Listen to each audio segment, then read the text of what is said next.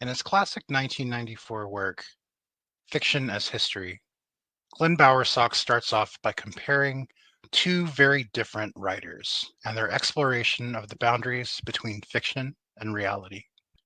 He writes, "These writers both struggled to sort out truth from fiction in a world in which the boundaries between creative imagination and willful mendacity, between fiction and lying, often proved impossible to determine. History was being invented all over again. Even the mythic past was being rewritten, and the present was awash in so many miracles and marvels that not even the credulous or the pious could swallow them all." Although Bowersock's conclusions may be on shaky ground, the overall impact of his work remains sound.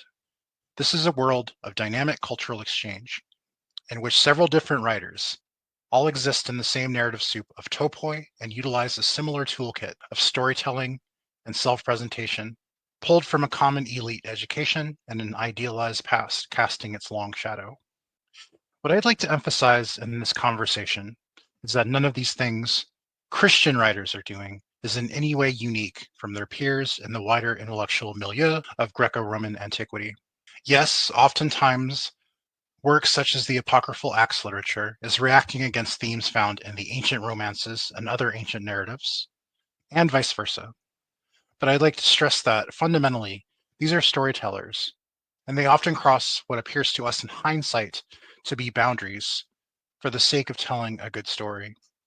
In simplest terms, I'm trying to shatter the general conception of a Christian and a Greco-Roman literature. There is only Greco-Roman literature.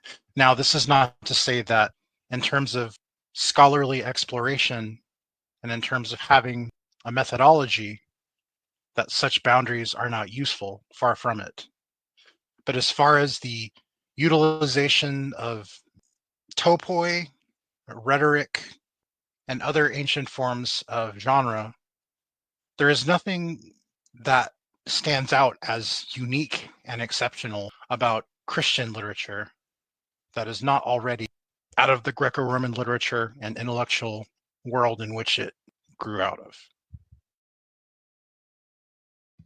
Sorry for that long-winded intro, everybody, but I feel that it's very important to have a prelude for the talk that's about to begin. I have two seminal guests here helping me sort out and discuss this topic this evening. They're two heavyweight scholars who need no introduction. So, introducing first is the scholar who has created some of the most seminal work over the past few years, breaking these boundaries between Christian and Greco-Roman literature. Of course, I'm talking about Professor Robyn Faith Walsh. So, Dr. Walsh, welcome. Thanks for having me. It's great to be back. And making his triumphant return to the show, he is the reigning, defending, undisputed heavyweight champion, lifetime champion, actually, of this show. Of course, I'm talking about none other than Dr. M. David Litwa. So, Dr. Litwa, welcome back. Thank you, Jason. Really appreciate it. Hello from Melbourne. I hope everyone is well. Excellent. So some more preliminaries. So Robyn, I wanted to ask you if you could touch briefly upon the practices of writing and publication in ancient Mediterranean antiquity.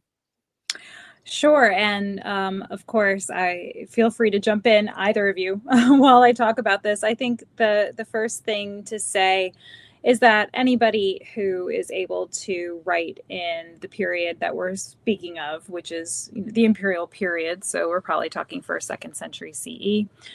This is a pretty rarefied group. What kind of percentage would you give it? I usually give it between, I don't know, 3, at the most generous 11. Do you have an opinion, David, on where you would put that?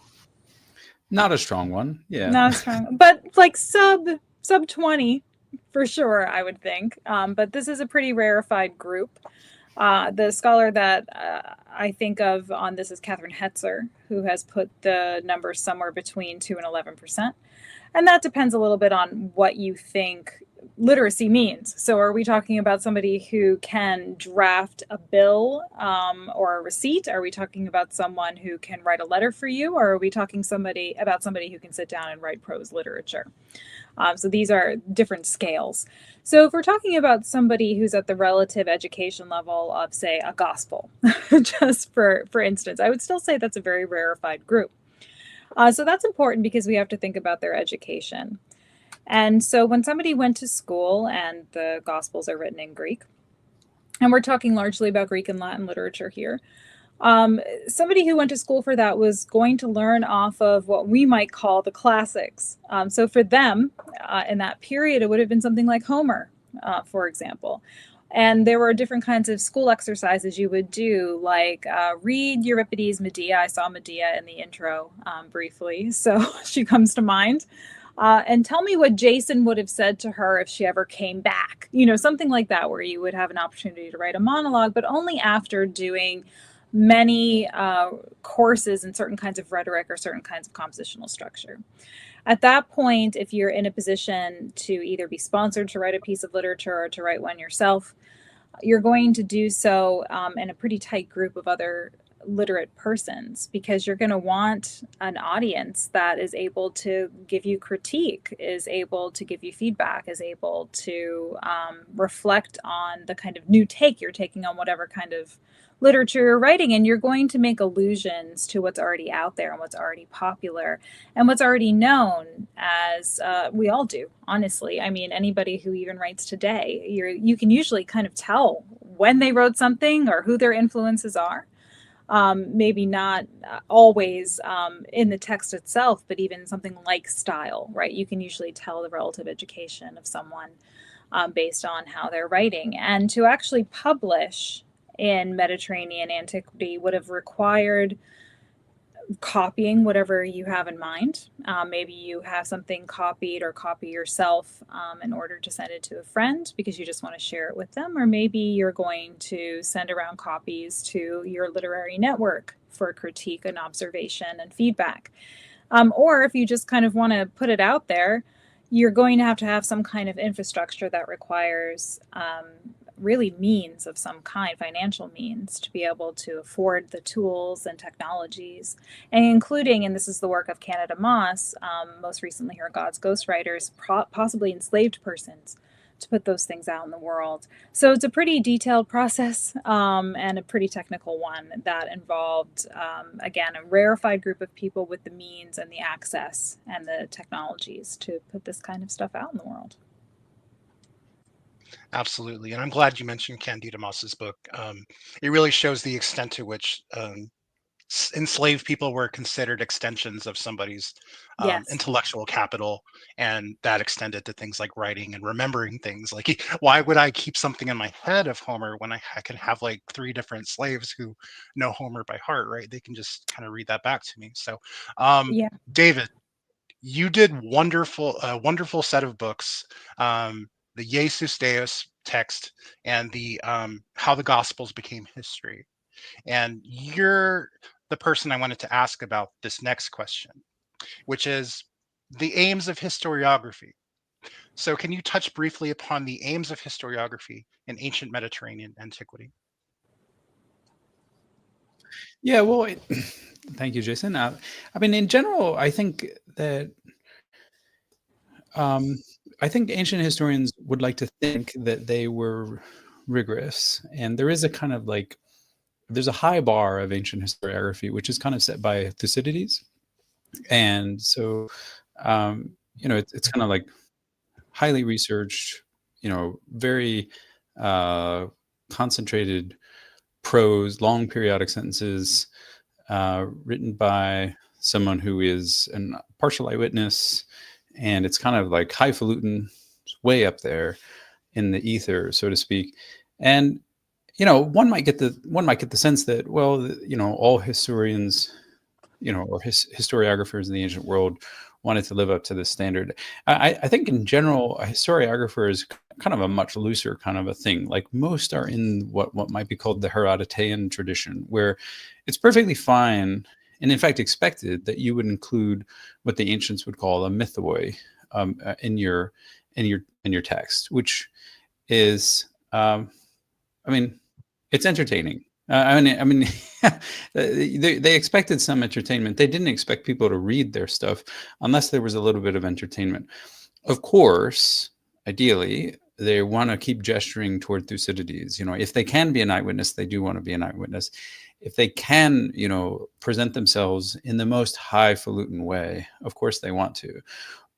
And of course there were, somewhat prudish response to Herodotus, right? I mean, Plutarch versus Herodotus, he's just a writer of myths, and and Seneca makes the same point about Ephorus.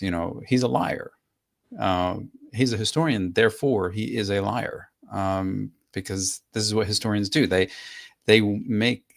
put in a lot of stuff that, if they tell you about the sacking of a city, they want to give you this great image of this woman crying with two babies on her breasts and wailing like crazy, and they want to inspire in you all the pathos that a tragedian would.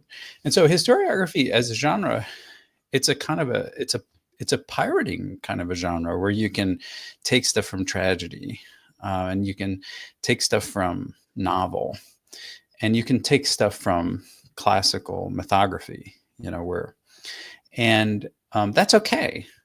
And I think in the case of how the Gospels became history, like, it's okay to view the Gospels as historiography if you have a general sense of what historiography is. It doesn't mean that it's true, right? I mean, this was the research question that got me into it, to try to piece together the view of the insider. They might think that they're writing history, while at the same time they could be writing fiction, because there's a little bit of misrecognition here, right? Especially if you have, a religious historian, who has a figure that they wish to venerate, a hero whose story they wish to tell. Well, as a cultural kind of trope, truth and historicality or historicity is kind of like mixed up in their heads. And that's a heritage that we pick up from the classical world. We too, even more so after the Enlightenment, sort of mix together truth and history. If you say that's not historical, what you mean is that's not true, right? And so if you can make something historical, then you can make it more true. By the same token, if you can make something seem historical, then you can make it seem true. And that's really what's going on. I think, modern evangelicals do this. Jesus is more than a carpenter. He's a real dude. He cuts wood, comes from a real place, and dies on a real tree, and is risen from a real tomb, Okay. So what did the ancient gospel writers, how did they envision their, how did they envision their program? So, I mean, the hypothesis, which I still think is true, is that they held to that cultural assumption that the more historiographical that they could seem, the more true they could present their account. And not a single one of them says that they're an eyewitness, but they still want to add in characters who might be identified as an eyewitness, for instance, like the beloved disciple. And they want to add in some first-person narration, and they want to add in historiographical tropes, admittedly in a kind of incipient way that isn't robust, but it's there. So I think that they are educated, and they know what the historiographical tropes would be. And they're aiming for that because they're aiming to be believed. They're aiming to be held as true. So that's the hypothesis. Whether or not I've proven it or not, I still don't know if anyone is convinced. No, it's great to get these preliminaries out of the way. I think that the example that I can most think of that perhaps is most pertinent to this conversation, to make a comparison, is the historicity and veracity of Homer. Just kind of getting back to our talk about the Heroicus last time, Robyn. You had Lawrence Kim has this fantastic book about Homer and how he was considered in the Greek literature of the imperial period of the Roman Empire.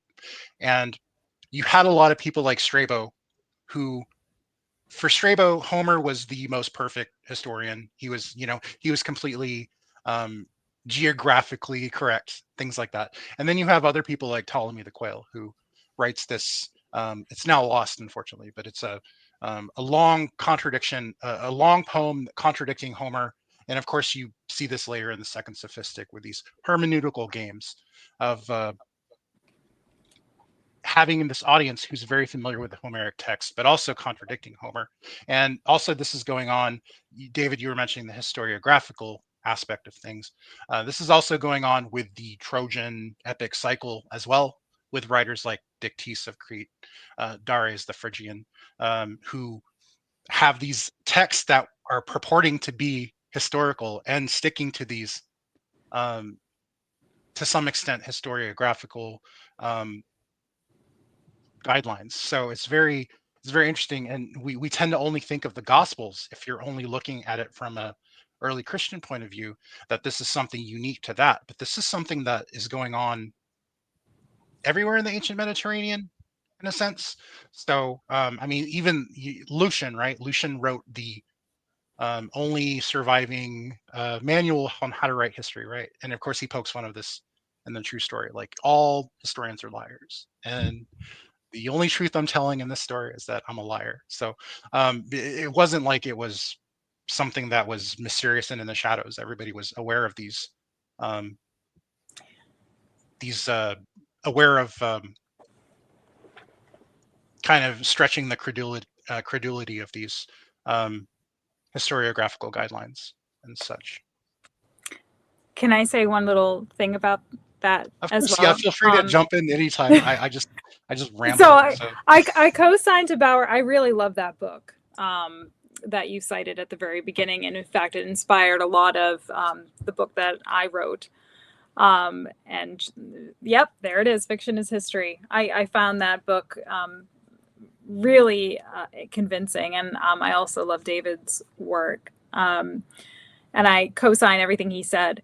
The one thing I'll add that might be helpful is I'm very persuaded by the work of a historian contemporary historian, scholar named Suzanne Marchand, who's written a lot about the 19th century. But she had a recent piece about Herodotus and Thucydides. And I've done a little on Thucydides. I had a piece just come out in Religion and Theology about Stoicism, but I actually brought up Thucydides briefly because I had a couple of quotes, and it's escaping me now who exactly said it, but apparently Thucydides was so difficult that you needed a commentary in order to read him in Antiquity. So it's not exactly like, he might have been the high bar, but it's not exactly like everybody is running around reading Thucydides or reading him even easily. The one that they were reading was Herodotus. And our bifurcation of Thucydides and Herodotus, according to Marchand, tends to be more of a contemporary and modern idea of Thucydides is sober history writing and Herodotus is ridiculous. But that comes from actually 18th and 19th century school training of little school boys, mostly boys, learning their ancient languages. And Herodotus was more fun. So he slowly started to become more associated with children and with fairy tales and with, that kind of narrative. Whereas again, Thucydides remains this kind of, exalted status. But I don't think in Antiquity that was necessarily the case. I think a Herodotean kind of history was maybe more the norm, which definitely was there to entertain as much as tell you something about a far off place or a historical event or so forth. Right. Absolutely. Yeah, and you go through time. I think the gospel writers, they're actually responding to critiques. I mean, we know at least one reader, Celsus, thinks that they are full of mythoi, and so I think the gospel writers are aware as they.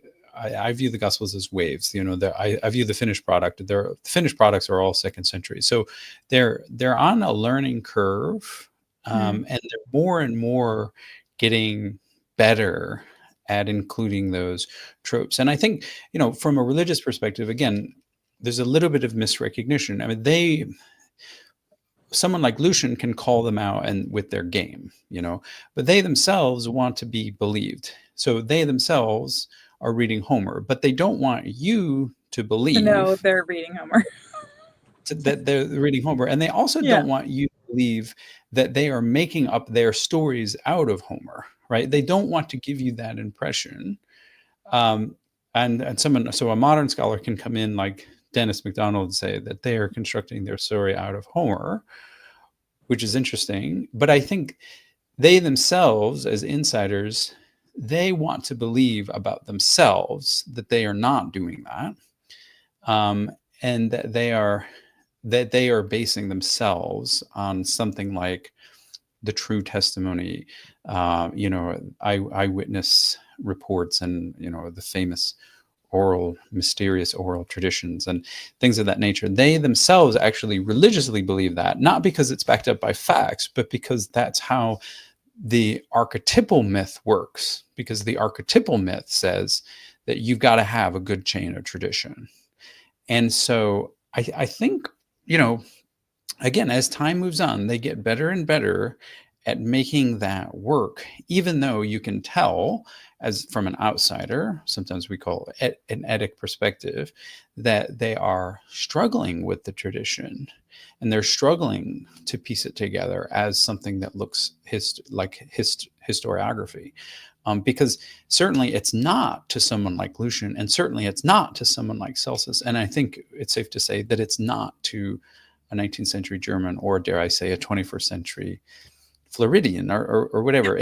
That would depend on your religious beliefs, right? You have to have a modern religious education that is reinforcing to you, oh, this is history, this is history, this is history, in order to believe that. Whereas if you knew nothing and you picked up these books in a, I don't know, a non-Christian bookstore, I don't even know if, Barnes and Noble exist, right? Barnes and Noble still exists. There's one down the street. I go there when I want to feel like I'm back in the 90s. Sometimes I just want to lay down on the floor, like listen to Nirvana. Anyway.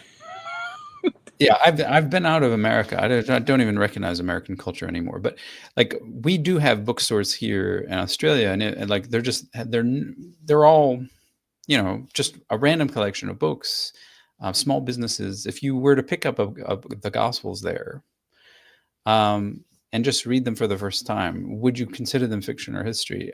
And you had no religious training, no religious upbringing. We lived in a counterfactual world where Christianity wasn't dominant. How would you read those books? That I think is a nice thought experiment. Yeah, sorry. Go ahead, Robyn. I didn't. I'm just going to let you talk whenever I can. No. I mean, just to reinforce that we also just don't want to be anachronistic in the sense that what we call history, and you just made this point, is not necessarily what they would call history, right? So like, our standards of history telling are not theirs. And so you are, especially with a piece of literature, to my mind, you're allowed to deploy certain kinds of topoi, even if they are not factually accurate, in order to convey a certain sense of something.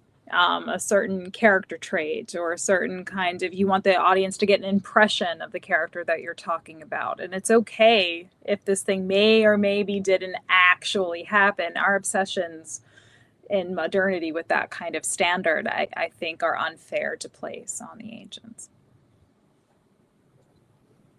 I think what I also would really like to emphasize about the Greco-Roman literature and Christianity as part of that milieu is not unlike any other time in history. It's very intertextual, especially during the 2nd century, when you actually have a phenomena of Christianity coming up and you have written literature actually being produced.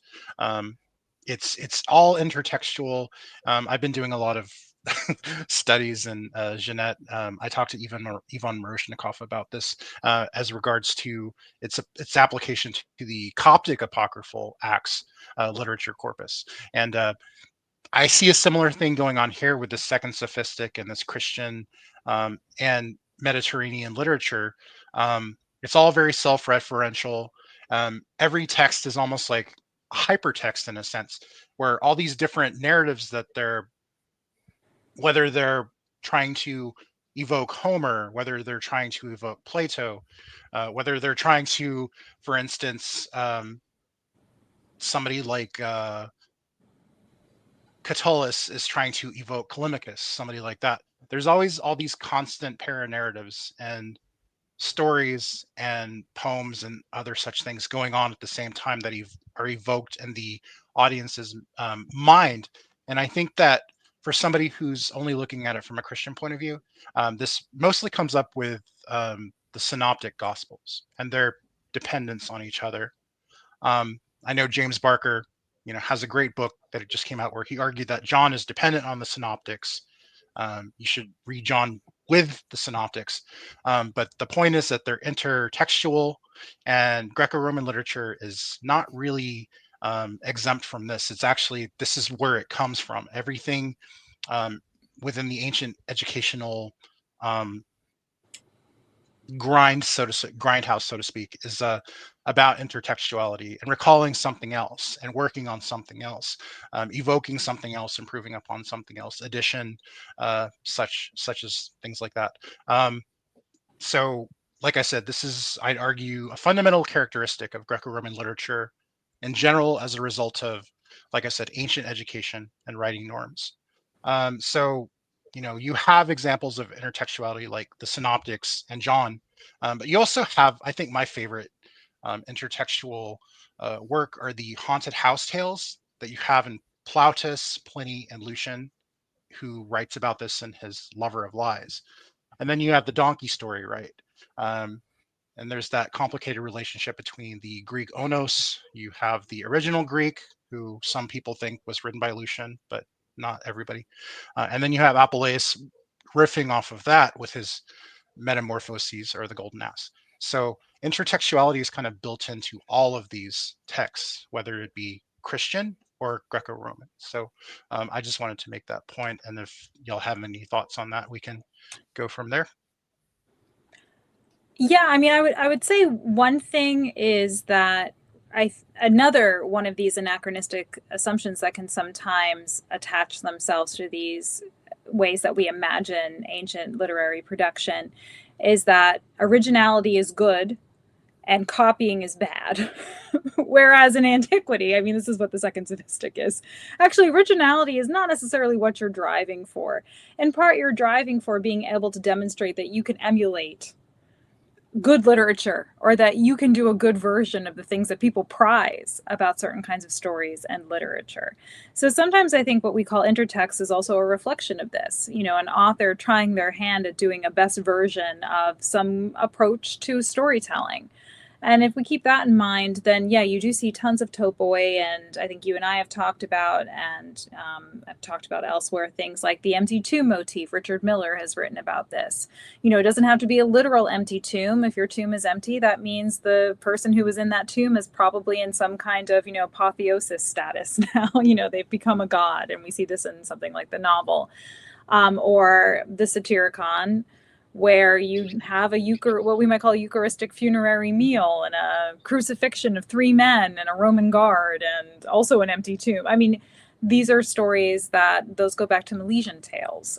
So you do see the replication of these kinds of stories. One thing that I recently wrote about, though, just to kind of throw something else into the pot, is this term thalma, which means wonder. And the thing that is traditionally called the messianic secret in the Gospel of Mark, so this goes back to another 19th century dude, Verda, Jesus doesn't want people to know who he is for the first half of that gospel. And he keeps evading his status, and, people see him perform certain kinds of miracles or wonder working.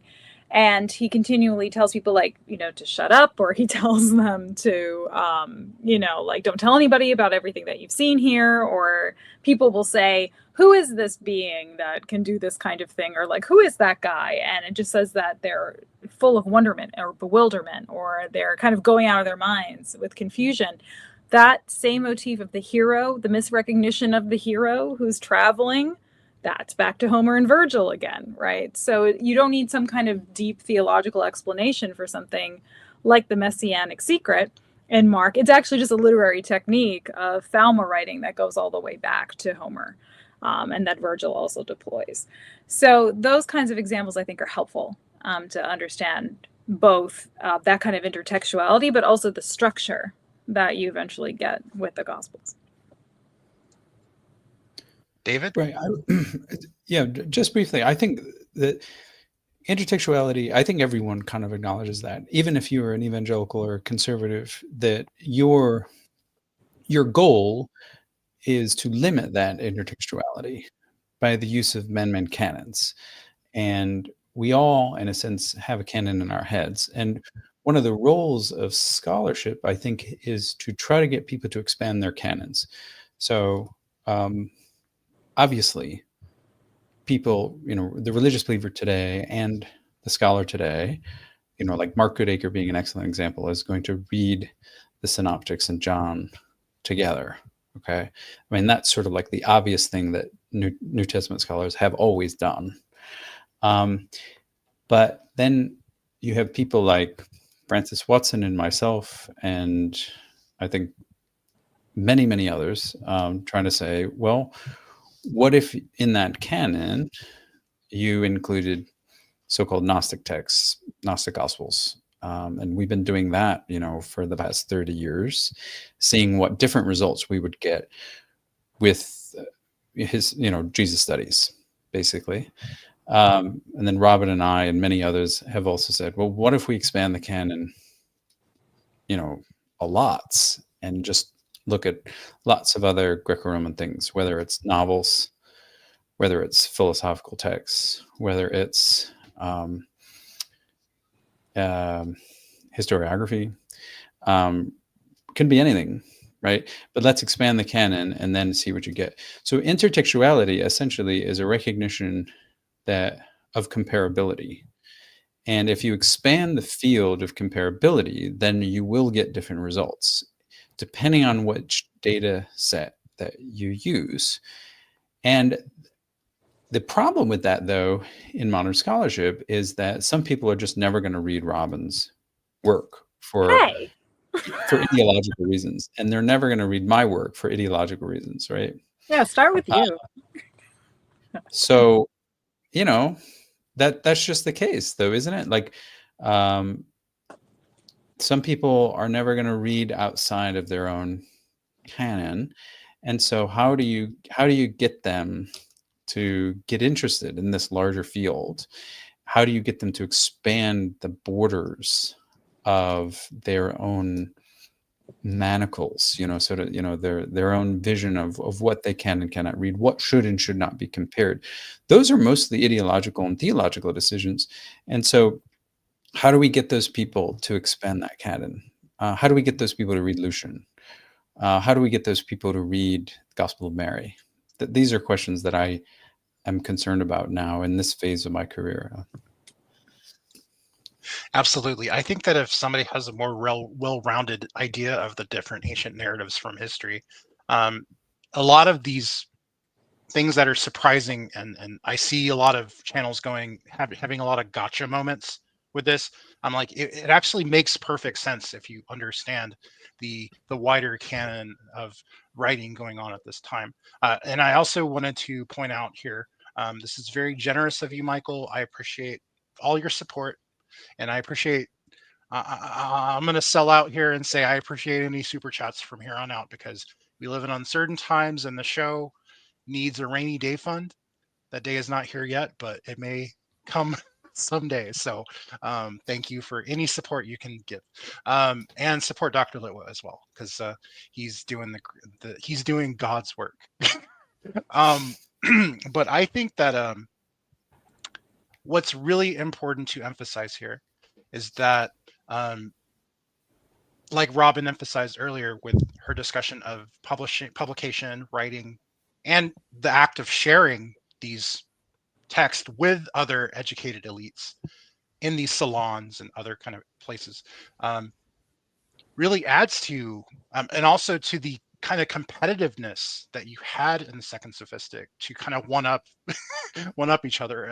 In my talk with Karen Navalny about the rhetorical epidatic speech circuit, it kind of reminded me of the movie Mean Girls, because everybody was kind of like everybody's kind of like waiting for their peers to fail. It's very much like waiting for this guy to misquote something from Homer, or not to be as spontaneous with his speech as he was the other day, or this person's Attic pronunciation is wrong. So I think that all of these things together, and the fact that they're hearing these texts all the time, creates this thought world in which they're kind of borrowing from each other, and they kind of want recognition as a learned person, so they're putting these references in there for other people like them to recognize. So I don't think that's emphasized enough, at least in popular circles. And you both do wonderful work to point that out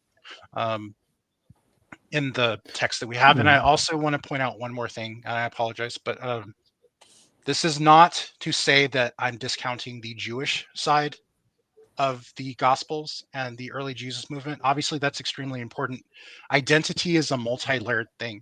I'm just saying, with the evidence that we have and the writing that we have from antiquity, it points to a shared educational thought world, and whether that's Syrian or Christian, or Syrian or Jewish, or Italian or otherwise, it's all a shared sense of the same kind of intellectual pedigree. So that's all I'm trying to say here. I'm not trying to discount identities of any sort. Which the Jews were also a part of. Yeah. So Yeah. you're not. Exactly. Yeah. We tend to, like I said, create these artificial divisions. Like everybody's living in their own little caves, but everybody's kind of existing, and you have references to Jews and the poets from the Augustan age, Propertius and all those guys, Horace. It's kind of in the air. It's kind of like when Lucian mentions Christians and something like the Alexander or the Peregrinus. It's just kind of one thing among a lot of different things. It's not anything exceptional. When Pliny mentions Christians in his epistle to Trajan, it's just kind of Tuesday for him. It's just another problem that he has to deal with when he's in Pontus Bithynia. So, like I said, there's nothing unique about Christianity or its position in the ancient Mediterranean world. But because we live in a society that has 2,000 years of Christian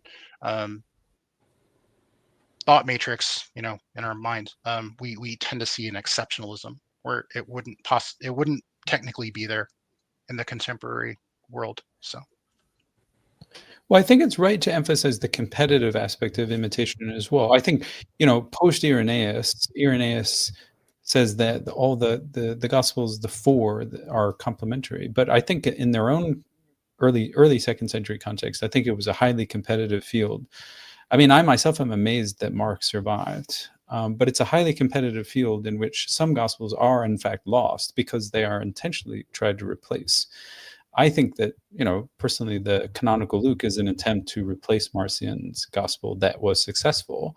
And for whatever reason, and probably largely due to, Irenaean constructions of things in the late second century, to view these as complementary, Mark is able to squeak by and to survive, but it might not have been, these authors, I think, imitated, but maybe in a sort of negative way to push out the competition, and they weren't friends. I just did a live session on the two Marcionite churches which exist today on the internet. Heck, there could be more, but interestingly, they publish the same. They say that they have the first Bible published, but they disagree on its contents. They both say that they have the first Holy Bible, but they can't agree on what it says, and they're in competition with each other. And that's what live religious communities do. They're not scholarly seminars where we're reading all these together in harmony and trying to see what's similar and what's different. The stakes are much higher than that. Oh yeah, if I could just add something really quickly. I'm reading a really fantastic book right now by Kendra Eshelman called The Social World of Intellectuals in the Roman Empire, Sophists, Philosophers, and Christians. And she kind of goes about comparing the different strategies of in-crowd, out-crowd, creating a social identity and a sense of togetherness and belonging. And these strategies are similar across the lines. whether it be like a competitive sophist or Christians competing against each other, or otherwise any other philosophical schools. So I think you're totally right, David. And Robyn, I didn't mean to hog all the time, so if you have anything to add, feel free. No, I mean, my usual thing of complicating stuff slightly, which is only that I think one thing to keep in mind too, is that not everything is available to all of these writers. So sometimes I think some of their citation practices or what we perceive as competition can also be a matter of what they have access to. I mean, we have such a small fragment of what was actually out there, and we do our best to reconstruct it. But I'm always sort of interested in thinking about not only in the educational context, of course they had Homer, but also what was the most readily available to them as they're trying to put together whatever they're working on, and what references can they make that will make sense to them based on that little world that they have of literature that they're interacting with, right? So that is another layer to this that I think is really compelling. And as for just to reinforce the Judaism piece too, one thing to keep in mind is that you can also see shifts in different eras. And one interesting thing that you have, especially post-war, is more interest, and we know it existed beforehand, in Judean literature and the holy books that the Judeans had on the part of the Romans, right? So it's not too surprising that these topics would come up.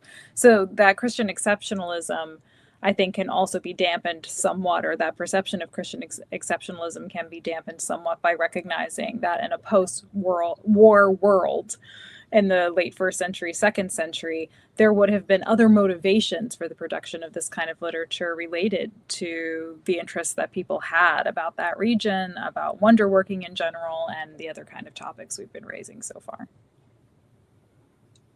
Well said. Thank you for that. Speaking of expanding the canon, David, and Robyn, this is interesting for you because I was talking to, I believe, a teacher of yours, Joel Relihan, the other day, and we were talking about the Menippean. Lucian has 3 Menippean works, and one of them is called Icaro-Menippus. And Icaro-Menippus is where he goes up to the moon, and I know we both love that moon stuff, right? Hey, so we've got a lunar eclipse tonight, don't forget.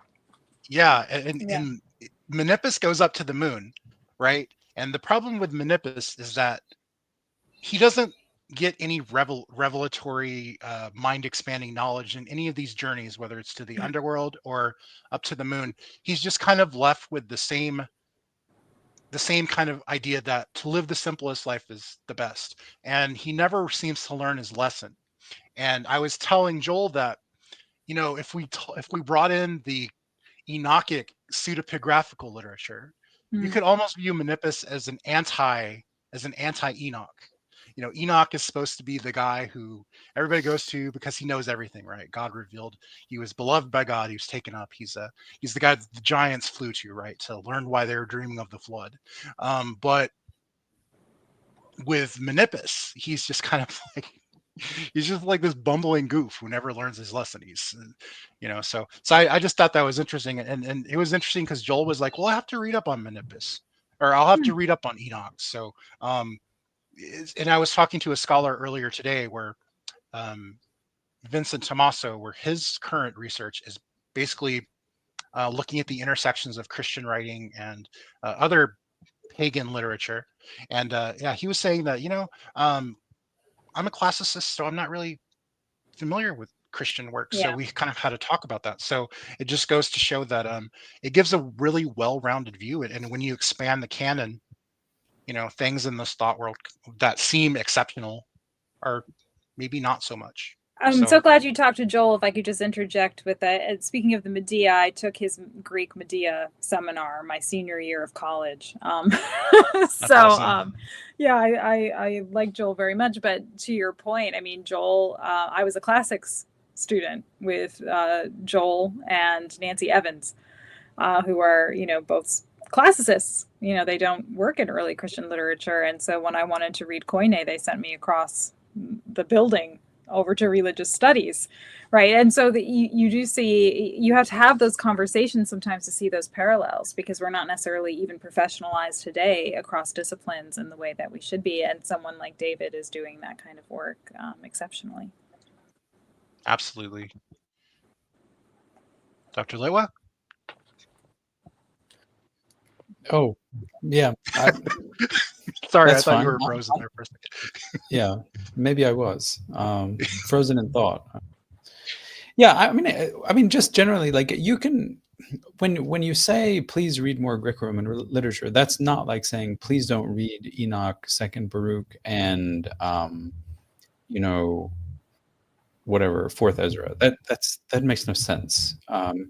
You recognize that there are pockets of local color literature that one should know, and yeah, like if I just, you know, if I only did Lucian and the Gospels, I mean, I'm going to come up with very different things than someone reading Fourth Ezra and the Gospels. But someone reading Fourth Ezra and Second Baruch and the Gospels is going to have different concerns, and that's okay. It's not like in modern scholarship we're in competition with each other. It's that we are trying to create networks in which we're reading those local color literatures, those mini canons together, so that we can maximize those insights. And of course, we're trying to get to the point where we're not only reading Fourth Ezra and Second Baruch, but we're also reading Menander, Lucian, and Dionysius of Halicarnassus. I mean, pick whatever comparandum that you want. The point is that we're expanding the palace, and we're not living in our own fictional world, which says that these people lived with like a mindset that prevented them from having access to the greater Greco-Roman world, and that our divisions between pagan and Jewish are getting in the way of that. So by all means, read Enoch. I mean, heck, that's in Greek too. It's not like, why would that ever be threatening? Like, of course you would read Enoch. Of course you would. And maybe Lucian did too. So, where's the division? I just don't get it.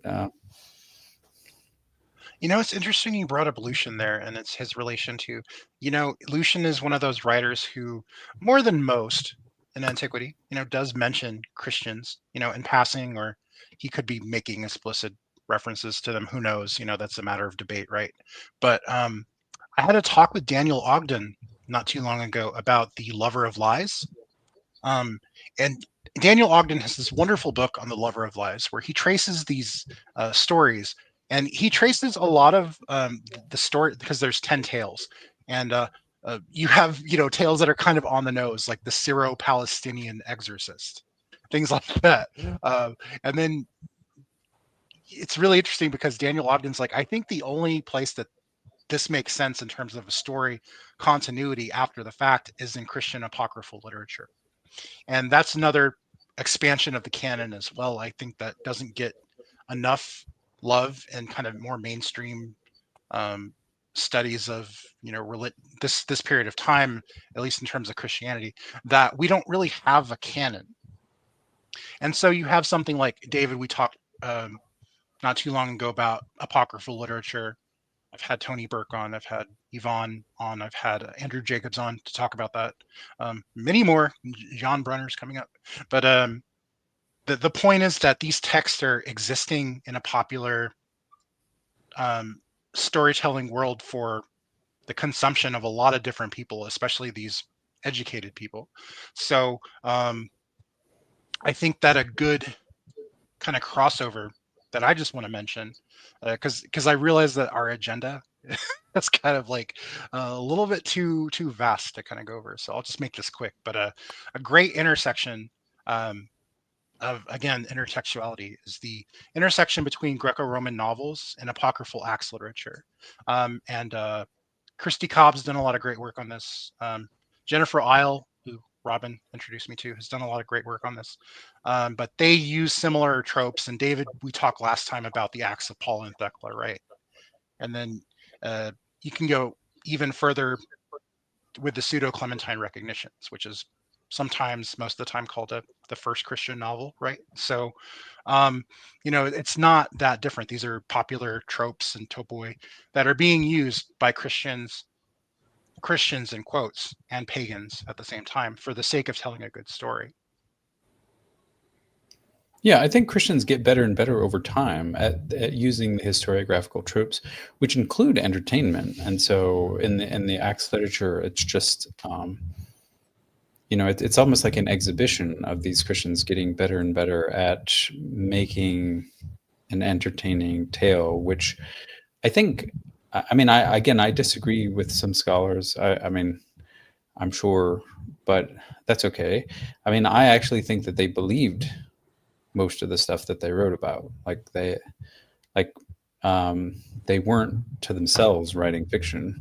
They didn't think that they were writing fiction. They actually believed the stuff. Even the stuff that sounds crazy. And the reason why I believe that, the pillar in the preaching of Philip, that kind of gains sentience and bows down and lets the talking dog up. Yeah, that's talking dogs, enlivened fish, dried fish that come alive, multiple resurrections. I think that's important for religious ideology. I certainly, I can certainly understand the modern person saying, well, of course that is fiction. But I think that I really think the religious believer, and I've seen this, time and time again in the 21st century, they believe it not because they're uneducated, but because they have a religious framework and way of approaching the material. And so if you have that religious framework, then yeah, you can literally live in a different world. You can live in a world that would be enchanted, that would be a completely different planet than other people. And that's okay. So a religious believer would be offended if I said that their religious literature was fiction. But maybe not if I said that, it shares the tropes of fiction. There are ways to open that door so that you could create conversations with other groups. And I think, in terms of modern scholarly societies, like the Society of Biblical Literature, it would be great if there would be more communication between groups. You can have two lectures divided, by a single thin wall. And, one is highly populated with we're talking about Pauline epistles, and the other, that has 500 people in the room. And then next door, there's 20 people in the room talking about, Corpus Hellenisticum Novi Testamenti, which is the Greco-Roman, world stuff.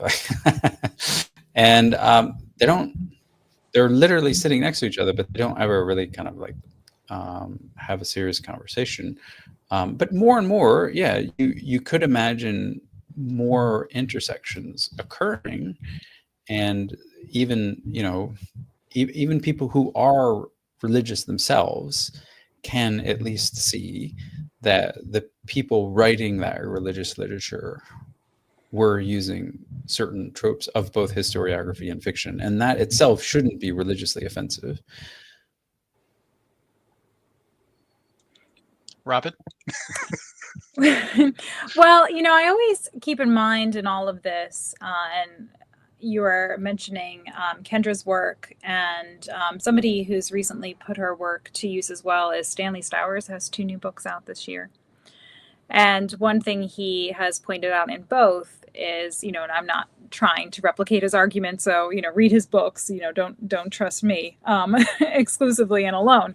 But that when we are talking about writing, and this is bookending a little bit to what we started with, you are talking about, again, a segment of society that is probably more verified than we necessarily anticipate. And so what that means is that there are people on the ground doing other things, right? People who are not obsessed with literate culture, who are still participating, especially by the time, as you mentioned, the 2nd century, and their practice of what we would call a religion, and it doesn't necessarily involve texts. So I'm not as shocked when these texts reflect a literary tradition, because that's what they are, but they are not the religion as a whole, right? And I know that's an obvious point, but I just think it bears repeating. So something like the Acts of Paul and Thecla, I haven't had the privilege of hearing the conversation you had previously, but you mentioned Jennifer Isle, who wrote a fantastic essay about how Paul and Thecla never look at each other. Did you discuss this when you talked about it before? Oh no, I'm gonna have Jennifer back on to talk about that, because we were Perfect. both So I'll give you the digging on the 2-second idea of talking about version. Greek Yeah. So novels and apocryphal when you texts. in the Greek novel, when the lovers look at each other, they fall in love. And she'll talk to you about why that is. There's all kinds of, aspects of that she'll speak on when she comes on. But the text is very careful that Paul and Thecla never look at each other, because if they looked at each other, what would happen according to the Greek novel? They would fall in love. Right? So they have to be these like virginal boyfriend girlfriends, because that's essentially what they are, right? But the text plays with that. Eventually, she does go see him in prison, but that initial courting, it's like a very kind of like eyes meet across the room, love at first sight. You can't have that, which is what you would expect and what would happen in similar kinds of literature. And so I love it when you can sort of mine these texts to see those little shifts, because I think an ancient audience would have been attentive to that. I did an article a while, I think it might have been this year, it might have been last year. But you mentioned Syriac dialogue hymns. They're mimicking New Comedy. But they're doing so because if you read the church fathers at the time, they're complaining that people are going to the theater instead of church. So they had to figure out a way, back to competition, how do we get some skin in the game here? And those are things that, I can see that literary comparison, but that's something someone would have witnessed, right? But you have to go back almost. Yeah, that's great. Yeah, like movies, right? Like, the tropes that work, right? How many action films, do we get, like Die Hard and The Bourne Identity, right? Like, and you see, actually, okay, I'll give you right now the it's John connection. Wick, though. Like, everybody's doing I John know Wick. it's John Wick, but, to give credit to recently passed actor, what's his name? In the French Connection, he had the car race scene, and that's exactly Gene the scene Hackman. you get. Yeah, Gene Hackman, and you get the same. He's gonna always be Royal Tenenbaum to me, but you get the same scene in Jason Bourne, right? So like that kind of like people expect it, and people want that, and so I think when something works, a trope that works, you're gonna deploy it again. Yeah, and I think you brought up a really good point about the intersection. Not everybody's not necessarily reading Homer or Hesiod or the early Latin poets meticulously. There's lots of other kinds of entertainment. There's mime, for instance, that's extremely pantomime. That's my new obsession, by the way. Yeah, Demons and Dancers by Ruth Webb is yes, really great. Webb. Yeah, yeah, and it's really interesting because I think Apuleius The Golden Ass is actually the paramount example for me of a literary text utilizing popular forms of storytelling. There's a scholar named Alexander Karachenko who has a book called A Comedy of Storytelling, and he kind of goes through, and this is something that I forget her name, Ruth something, but she has a book too about Apuleius and the stage, and how Apuleius incorporates all these things from the stage and popular, the same amphitheaters that had epidatic speeches would have these mimes and these Homeristae coming. So it's very interesting, the intersection, and you see that in the not only the apocryphal acts but the canonical acts. I talked to Christy Cobb about Euclid, right? Or no, Euclid is in the apocryphal text, but about the servant, the bumbling servant, and when Peter comes to knock at the door, things like that. So these are tropes taken from New Comedy, and so and I know we're running low on time, and I promised y'all to be an hour, so I'll just make this quick. I apologize, everybody, but the examples could be multiplied. Rhetorical. The rhetorical aspect of things gets overlooked. The church fathers who are condemning Jews and other pagans for going to the theater, things like that, are constructing the same kind of straw men that they're counterparts in the schools and the rhetoricians were doing. Another thing that's important that we didn't get to, but I feel is also important because there's this concept of Paul as being exceptional. But really Paul, and I think Nina Livesey pointed this out really well, even if I do think that Paul was a historical figure at the end of the day, her ultimate argument is sound for me because she points out the kind of strategies that Paul, or whoever's writing these Pauline letters, and Seneca and his epistolary fictions, the moral epistles, are following. So, it's just, like I said, it could be multiplied on and on.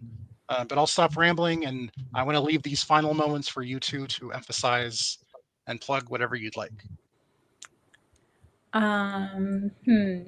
Well, I had a bunch of articles come out last year. So take a look at that on my website if you're interested. I'm doing videos now for Bart Ehrman as well. So if you follow his social media, you'll occasionally see my head there. And other than that, I've signed a lot of contracts, a lot of books and articles, and edited volumes are coming. So I'm sure you'll see me again at some point with all those works. David? Yeah, well, I mean, people know me well enough where to find me. I think, I'd just like to say thank you. This has been a very good conversation. It's actually my own personal theory of how the gospel writers know Homer. It's they have mime. They know him from things like mime, things like art, things like theater, because that's literally everywhere. I don't think they're actually reading him. I mean, apart from anything that they would get in an educational curriculum, I don't think that they're pulling Homer off the shelf. And I certainly don't think that they are constructing gospel stories out of Homeric stories. I don't think that that's true. If you look at those early Christians who are actually citing Homer, actually doing their due diligence and like citing him, they're all, Gnostics. Like Simon's Great Declaration, the Nicene Sermon, eventually they do get around to like really reading Homer and reading him well, and then taking him as like a Christian before Christ. But yeah, that's my own. I don't know. I just throw that out there at random. I mean, it's just my own personal theory. It may be wrong. You got my brain going, because now I'm. That was another aspect I didn't really put in the agenda for lack of time, but the intersections of philosophy, and are the Sethian Gnostics who are going to Plotinus' school going there necessarily as self-identifying Sethian Gnostics, or are they just going because an Origin, for example, are they writing these treatises and interacting with these texts because they're Christians or Gnostics, or is it just because they are philosophers who consider themselves intelligent and they want to be up on the, but anyway, that's another discussion. But David, you have so much other stuff to plug, so feel free. I mean, you are the purveyor of gnosis in a world of unknosis. So listen, it's easy to find. So I have a Gnosis Academy, which I encourage everyone to get up. That's just a way to get all my online courses.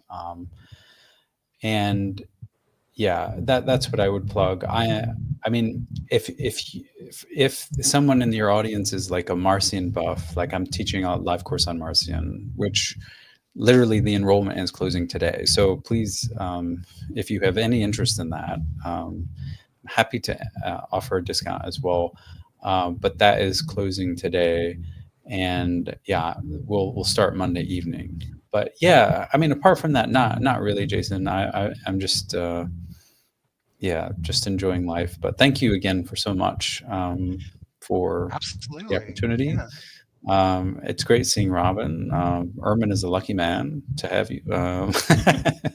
And this is his camera. He sent it to me, so thanks, Bart, for the camera. But it's nice to see you, Dave. We haven't seen each other in years, so it is nice to see you. And I will say, I recently read Robyn's Mouse of the Mysteries, which is really, I think it's great. you know, this kind of experimental kind of scholarship, I mean, it's great. I mean, everyone should go read that. And yeah, Robyn has just some very, very nice things available, and is prolific in articles. So I can recommend her. Well, back at you. Yeah, David, I use all your work in my classes, and it's a thrill as always to get a chance to talk to you. And thanks for making this happen. Appreciate it. Yeah, absolutely. Thank you both for making it happen. I'm always